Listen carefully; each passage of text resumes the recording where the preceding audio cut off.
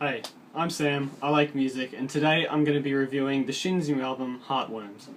This is the fifth album from the now Oregon-based band, and in these last 16 years they've more lingered than forced their way into becoming one of the bigger names in indie rock and indie pop. I use the word band very loosely here, as James Mercer is the only surviving original member since, back in 2007, not only did he switch labels from Sub Pop to Columbia Records, but he also ditched his entire band. And it's a shame. Mercer, a songwriting veteran even back then, described this sort of exhaustion with the band's newfound popularity and being in the centre of it. And this led to his collaboration with Danger Mouse to form Broken Bells. He released two fantastic albums, the second of which, After the Disco, featured on Triple J. It had critical acclaim. I'd very much recommend checking it out if you like the Shins. It was a much spacier imagining of Mercer's songwriting. But I digress. When Mercer decided to revive the Shins in name and concept only, I guess I was really surprised. Mercer had in the past not shied away from new beginnings. Before the Shins existed, he played with a band called Flake Music for 7 years.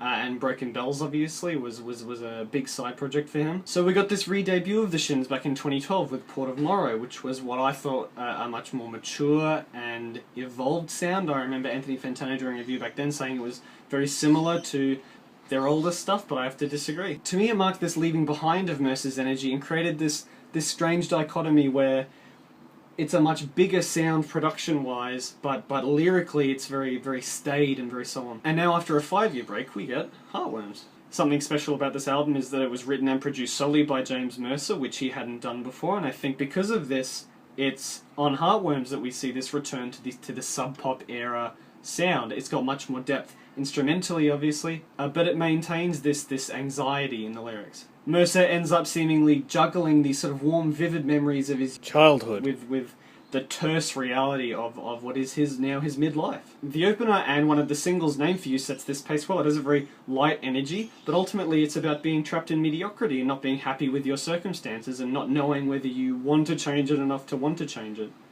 You know, have you really got room in your life? Yeah, and it's a bland kind of torture. You've played the mother and the wife, what do you really dream of at night? And it's this energy that crushes through the pulsing, painting a hole that 5 minutes is probably a bit too long, and then we get the cheery hearts.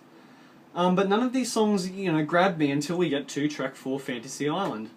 It's a very sweet, sincere song about childhood aspirations, and it has this underlay which very fittingly, you know, really makes me imagine I'm at like a high school prom or something. It's got that sound to it. The next track, Mildenhall, is easily the slowest song in the album. It's about sort of Mercer growing up in England when he was much younger, learning guitar for the first time and spending time with his father. The latter half of the album, in Rubber Balls, 500,000, Dead Alive, Heartworms, the title track of the album, this is where the hooks and the choruses really pick up, and you'd expect with that to sort of come this catchiness, but you know, I don't know. None of them really felt unique or definitive. It kind of just sounded like I've heard this before. To be fair, 500,000 does sort of stand out amongst those. It's got a very sort of Supertramp, dreamer, bouncing piano, which was nice. Now the last two tracks is what really lifts the album at the end. So What Now is a very catchy, airy, grand song that asks us a question we all ask ourselves at low points, and you know, answers, you know, I guess we just begin again. And that being said, it's a Broken Bells song. This must be a B-side to one of the songs they had making those albums, because it just sounds so Broken Bells to me. Finally, the best track on the record by far is the 5-minute closing track, The Fear. This absolute gem, from start to finish, has this sort of rolling mariachi El Bronx style melody with the cowbell and the violins in there. He tells the story of a past love and how he loses it, and there's sort of a lot of self-blame. He doesn't hide this in anecdote or allegory. He's very clear. He says, feel the fear of all the stupid things. You know, what am I, blind? It's very in your face, but something so emotionally charged and honest, but told so beautifully, I think is a great rarity. Ultimately, I feel like the album was very music, and it was definitely the Shins. I have a lot of personal bias coming into this, and I suppose if I was to try to waive that, this album would end up being fine, but not entirely interesting. It's very easy to like. It's like name brand ice cream. Everyone likes ice cream. Nobody dislikes ice cream. If it's cold brand, you still like it. But is it sort of connoisseur, vanilla, fantastic? Not outside of those few sort of outstanding tracks. So after all that, I'm going to give it 6 out of 10 ex-Shins band members, and let me know if there's an album coming out that you want me to review, and thanks for watching. Have a good one.